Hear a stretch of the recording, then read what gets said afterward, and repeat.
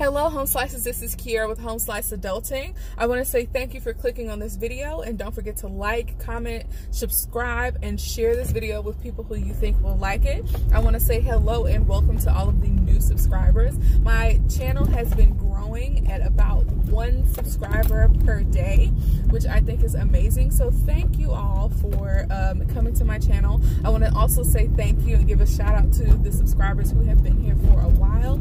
I truly appreciate that you all watch my videos, that you comment, and it really means a lot to me. Oh my gosh. Oh, okay. So it's raining here in Seattle, and there's a huge rainbow. I don't know if you all can see that.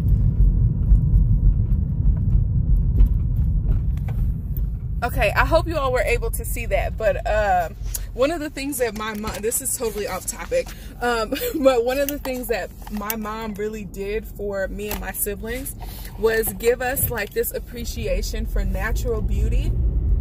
So whenever we saw rainbows, or whenever the moon was looking pretty, or there were a lot of stars out, my mom always made sure that we showed appreciation for, you know, God's handiwork. So, I mean, rainbows are just so beautiful. And it's like freaking me out a little bit. I hope you all were able to see it on the screen. I wasn't able to see if y'all were able to see, but I hope you were. It was very beautiful. Anyways, this is another installment of my Driving Home series. For those of you who do not know, my Driving Home series is just the opportunity for me to kind of check in with you all. Sometimes I talk about things that are going on in my personal life. Sometimes I talk about things that are going on in the media. And sometimes I just tell you all my thoughts or whatever. So this is more personal and less, you know, about reviews of TV shows, which is mostly what I have here on my channel.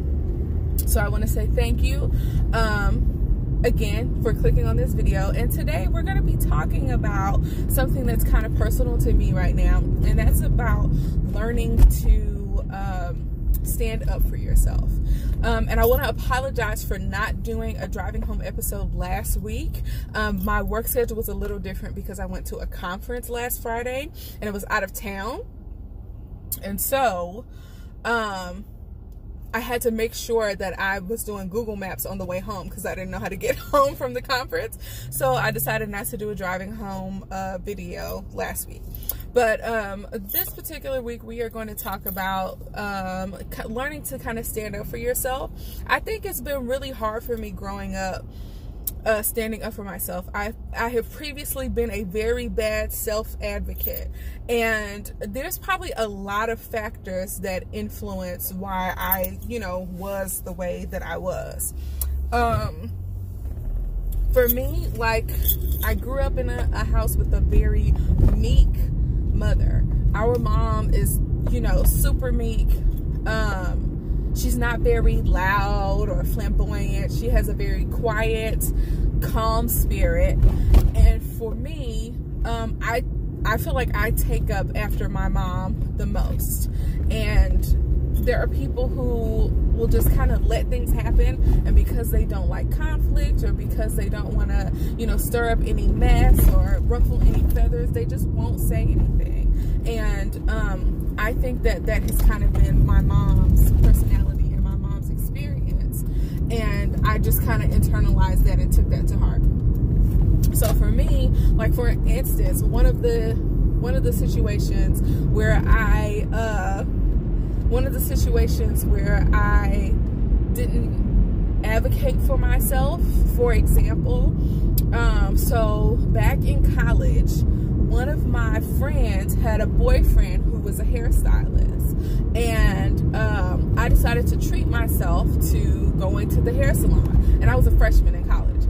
So my friend hooked me up and, you know, gave me his boyfriend's information so that I could get my hair done. So when you went into the salon, there was a list where you were supposed to sign in, and that was supposed to let the person who was doing your hair know that you were there and ready for your appointment. So I didn't have a car at the time. My friend dropped me off at this appointment, I don't know when, maybe let's say around 3 or 4 p.m. When I tell you that I was there from 3 to maybe like 9 p.m., Not because it was, you know, a black hair salon, and we all know that black hairstylists can't stay on schedule for nothing. I was there because apparently that list is actually like defunct. You know how people have stuff that are still in place, but they don't actually use it? I did not let my hairstylist know that I was supposed to be there. I thought that because the list was there, he was going to take a look at the list. Turns out he didn't. It took me hours. I was waiting there hours watching the TV, and the waiting area was not open to where the hairstylist was. And I got tired of waiting after like 2.5 hours or 3 hours, and I went to the front desk and I was like, I signed in hours ago and my hairstylist still hasn't come to me. So they get my hairstylist and he's like, I'm so sorry about that. We don't even use that list. So I have been sitting there for hours because I did not have the gumption, or whatever you want to call it, the nerves or the guts, whatever you want to call it. I didn't have that inside of me to advocate for myself. And in that instance, it wasn't necessarily standing up for myself, but there's like, I felt like I was just letting things happen to me and not saying anything. And that goes for people mistreating you and you not saying anything. And I mean, that's just how it goes. I mean, in relationships, people treat you any kind of way they want to treat you, and you just put up with that. And I don't know that if that's something I necessarily inherited from my mother, or if that's something that in society I was taught to do. Black women are considered very strong, and while I do believe black women are strong, the reason, I think that part of the reason why people perceive black women to be so strong is because they are like first place in the suffering Olympics. Black women have suffered so many tragedies, and they continue to suffer due to societal pressure and, you know, racism and sexism. And the problem about that is that people associate overcoming obstacles and enduring suffering as strength, and that's not the only source of your strength, right? And you know, part of us, part of me, I'll say me, believes that by enduring and by suffering through different things and different obstacles, that I am building up strength, that I am building up character, that I am wearing this badge to say I've been through stuff and I've overcome it, so that makes me strong. And for me, I just feel like that it really shouldn't be that way. There are strong individuals who don't have to participate in the Olympics of suffering to be considered strong. So for me, I just grew up not really having what it took to stand up for myself.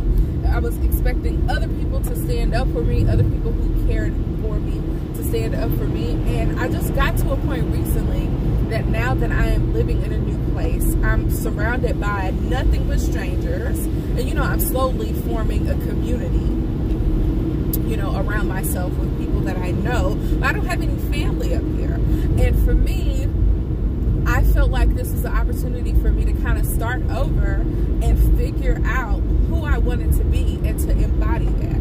And something about moving into a new place, being in an unfamiliar place where nobody really knows you, really emboldens you to be the person that you want to be.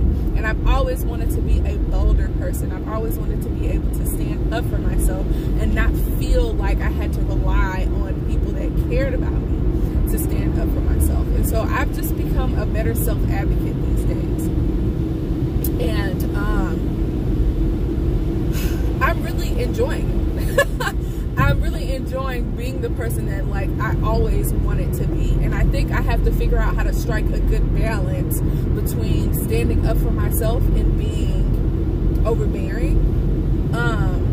I don't necessarily think that I've reached the overbearing point, but I feel like I'm getting there. So I need to figure out how to strike a good balance between the person I was and the person that I am. And by that, I mean I need to figure out how to choose my battles and how to pick my battles. So yeah. So tell me what you think. I don't want this video to be that long. But do any of you have a problem with standing up for yourself? And, you know, have you overcome that? Or do you want to overcome that? What do you think about black women in particular, or, you know, any women standing up for themselves? What is the perception that goes along with a woman who stands up for herself? Because I am, you know, in school to get a business degree, and we all know that women in business get a bad rep because assertive women in business are perceived to be B-words, whereas a man who's doing the same thing would be considered a great businessman. So me becoming more assertive, becoming a better self-advocate, I believe is going to help me be a better businesswoman. And I think the point of me making this change is figuring out how to not care about how people perceive this new attitude. I don't need to care about whether or not people think that I'm being too aggressive or too assertive. I'm standing up for me because nobody else is going to do it. So that's just my little spiel today. Just want to encourage women out there, in particular black women, to stand up for yourself. Don't let life just happen to you. Don't wait for somebody to come rescue you. You be your own superhero. You be your own advocate. And that's a lesson that I am learning every day, and that's something that I want to pass on to you all. So you all let me know what you think. If you have any thoughts or suggestions or advice for me as I, you know, embark on this new journey of becoming the person that I've always wanted to be. So thank you all for watching. Again, don't forget to like, comment, and subscribe. I hope that you are having an excellent Friday and that you have a great weekend. And I want you to stay tuned to my channel, because soon I will be posting a review for Braxton Family Values, the new season. It came on yesterday. And I also am going to be posting a review for Family War Fiancé. So, and also don't forget to subscribe to my social media, in particular Instagram, because Instagram is where I post funny videos and many reviews for TV shows that I don't have time to do full reviews for. So be sure to follow me on Instagram, and if you don't have an Instagram account, you can still go to my Instagram page and watch my videos because my page is public. So thanks again for watching, and peace out, home slices.